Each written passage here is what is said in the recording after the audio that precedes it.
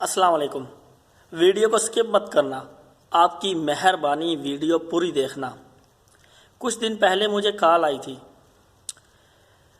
Call जो थी वो थी इजी पैसा लोन वालों की। उन्होंने मुझसे पूछा कि आप इस नाम के बंदे को जानते हैं, तो मैंने कहा जी मैं जानता हूँ, वो मेरा भांजा है। उन्होंने कहा जी उसने हमसे लोन लिया था और वो लोन अदा नहीं कर रहा, तो हमने इसलिए आपको कॉल की है। तो मैंने पूछा उनसे कि आपने मुझे कॉल की है, क्या मुझसे पूछकर आपने उसको लोन दिया था?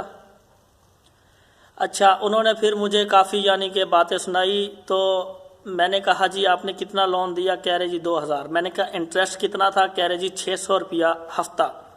अब 2000 पर 600 रुपया हफ्ता इंटरेस्ट, यानी एक माह में 2400 रुपये इंटरेस्ट, एक महीने के अंदर 2400 रुपये सिर्फ सूद, यानी आधे से भी ज़्यादा। यानी 2000 दिया है तो एक महीने के अंदर अंदर उस शख्स को 4400 रुपये देने पड़ेंगे। अब एक गरीब बंदा जब लोन लेता है ना, तो वो किसी मजबूरी के तहत लेता है। लेकिन ये कंपनियां वाले क्या कर रहे हैं कि 2-2 हज़ार के लोन के पीछे 2400 रुपया उन पर इंटरेस्ट लगा रहे हैं, उन पर सूद लगा रहे हैं।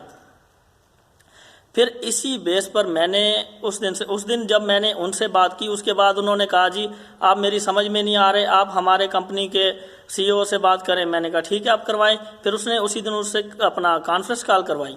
जब उसने कॉन्फ्रेंस कॉल की, उनके जो है हेड ने मुझसे बात की, तो उसने कहा जी उसने लोन लिया है, लोन नहीं दे रहा। तो मैंने कहा ये कौन सा तरीकाकार है कि आप 2000 के पीछे 2400 रुपया इंटरेस्ट ले रहे हैं महाना? मैंने कहा आपको शर्म आनी चाहिए। कोई गरीब बंदा लोन ले रहा है तो किसी मजबूरी के तहत ले रहा है और आप उनको लूटने में लगे हुए हैं। एक ऐप बनाना कौन सा मुश्किल काम है? ऐप बनाकर उसमें लाख रुपया आपने ऐड किया है, लाख से 2-2 हज़ार लोगों को देकर आप एक ही महीने के अंदर आप 3 लाख उसको कर देते हो।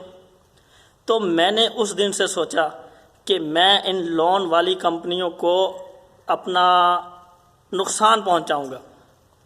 उस दिन के बाद मैंने कमो बेश 15 से 16 लोन वाली कंपनियों से लोन लिए हैं। मिस्टर लोन से लिया है, रैपिड कैश से लिया है, पीके लोन से लिया है, इजी पैसा से लिया है, बरवक्त से लिया है, हर एप्लीकेशन से मैंने लोन ले लिया। अब लोन लेने के बाद अच्छा, वो जो लोग कहते हैं ना जी ये आपके घर तक पहुंच सकते हैं या आपको स्टेट बैंक से ब्लैक लिस्ट कर सकते हैं। अच्छा मुझे एक बात बताएं, कोई 2000 के पीछे स्टेट बैंक वाले पागल हैं जो हमें ब्लैक लिस्ट करेंगे? और वो भी इन 2% की लोन वाली कंपनियों के पीछे हमें ब्लैक लिस्ट करेंगे? ये मैं आज अगर 22 करोड़ पाकिस्तानी है, उसमें से अगर 1 करोड़ पाकिस्तानी इनसे 2000 का लोन लेता है ना, तो इनको एक माह के अंदर 2 करोड़ रुपया बचत हो रही है। और अगर यही पाकिस्तानी इनसे 2000 लोन लेते हैं और इनको वापस नहीं चुकाते, तो इनको 2 करोड़ रुपए की इनको नुकसान है। तो मैं आज से यही पाकिस्तानियों को कहूँगा कि लोन हर कंपनी से ले, लेकिन चुकाएं ना, इनको नुकसान दें ताकि ये सूद वाली कंपनियां बंद हों। ये एक इस्लामी मुल्क है, एक पाकिस्तान इस्लामी मुल्क है। इस इस्लामी मुल्क में सूद को इस तरह फैलाया जा रहा है, इस तरह फैलाया जा रहा है जैसे ये कोई बात ही नहीं है। हालांकि सूद अल्लाह पाक से एक जंग है और हम लोन लेकर अल्लाह से जंग कर रहे हैं। सूद लेने वाला बंदा जब सूद लेता है ना, उसे नहीं पता होता कि उसके साथ क्या होने वाला है। फिर उसके साथ हादसात पेश आते हैं, उनके एक्सीडेंट होते हैं, उनके साथ 100 मसले मसाइल पेश आते हैं। वो जब इन मसले मसाइल से निकलता है ना, तो वो देखता है वो तो ज़ीरो हो गया है। जब वो ज़ीरो हो जाता है फिर वो कहता है ये मेरे साथ क्या हो गया, मैं तो तबाह हो गया। लेकिन ये सब सूद के कारनामे हैं। जब इंसान सूद लेता है ना, तो वो ज़ीरो हो जाता है। वो बज़ाहिर लोगों को दिखाने में टशन मारता फिरे कि मेरे पास इतने पैसे, मेरे पास ये कुछ है, कुछ भी नहीं होता उसके पास। वो अंदर से खाली हो जाता है। सूद लेने वाला अंदर से खाली हो जाता है। सूद देने वाले जो है ना, वो बढ़ते रहते हैं। और सूद देने वालों पर अल्लाह की लानत है। सूद लेना और देना अल्लाह पाक से जंग है। इसलिए ये सूद वाली कंपनियां बंद करवाने पर एक ही काम है, ये बंद वैसे नहीं होंगी। इनको जितने मर्जी नोटिस भेज दो, ये नहीं बंद होने वाली। इनको अगर बंद करना है, इनसे लोन लो, इनसे लोन लेकर इनको चुकाओ ना। ये आपका कुछ भी नहीं कर सकते। ये कंपनी वाले जो है ना, ये छोटे मोटे लोग हैं। अब अगर कोई इस्लामाबाद में बैठा कंपनी चला रहा है ना, वो आपके घर तक, अगर आपका घर लाहौर में है ना, आपके घर तक नहीं आएंगे। वो इतने उनके स्टाफ नहीं है कि इस्लामाबाद में भी बैठे हों, लाहौर में भी बैठे हों, मुल्तान में भी बैठे हों, डेरा गाजी खान में भी बैठे हों, हर जगह पर उनके स्टाफ बैठे हों, इतने उनके स्टाफ नहीं है।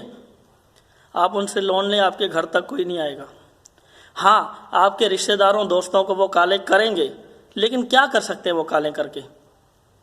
उनको सबको पता है आपके रिश्तेदारों को, यार आप पैसे वाले बंदे हो, आपको लोन की ज़रूरत भी नहीं है, आपने लिया है, ठीक है, कोई मजबूरी होगी।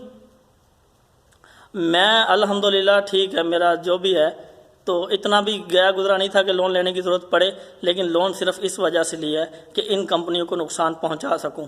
और मैं अब लोन अदा नहीं करने वाला, चाहे मुझे स्टेट बैंक ब्लैकलिस्ट क्यों ना कर दे। और पहली बार स्टेट बैंक ब्लैकलिस्ट नहीं करेगी, क्योंकि वो 2-2 हज़ार के लिए किसी को ब्लैकलिस्ट नहीं करती। अच्छा, अब दूसरी बात, आप जितना भी लोन लें, जहाँ किसी कोई कंपनी 2,000 दे रही है, कोई 15,000 दे रही है, कोई 6,000 दे रही है, जितना भी दे रही है आप लेते रहें, आप लेते रहें, इनको नुकसान पहुँचाते रहें। ये आपका कुछ भी नहीं कर सकते। अगर ये आपका कुछ करें तो मैं आपको उसका नुकसान का ज़िम्मेदार मैं आऊँगा, अगर ये आपको कोई नुकसान पहुंचा सके। लेकिन आप इनको नुकसान पहुंचाओ, पाकिस्तान से सूद ख़त्म करो, ये सूद वाली एप्लीकेशनें ख़त्म करो। यकीन करें, कोई 100 के करीब लोन वाली एप्लीकेशनें बन चुकी हैं पाकिस्तान में। इतना यानी कि सूद हो सकता है इससे भी ज़्यादा हो। तो आपकी मेहरबानी, सूद लेने वाली कंपनियों को बंद करवाएं। अगर वो उनको वो नोटिस से नहीं बंद हो रही, तो फिर आप जो है उनसे लोन लेकर उनको बंद करवाएं।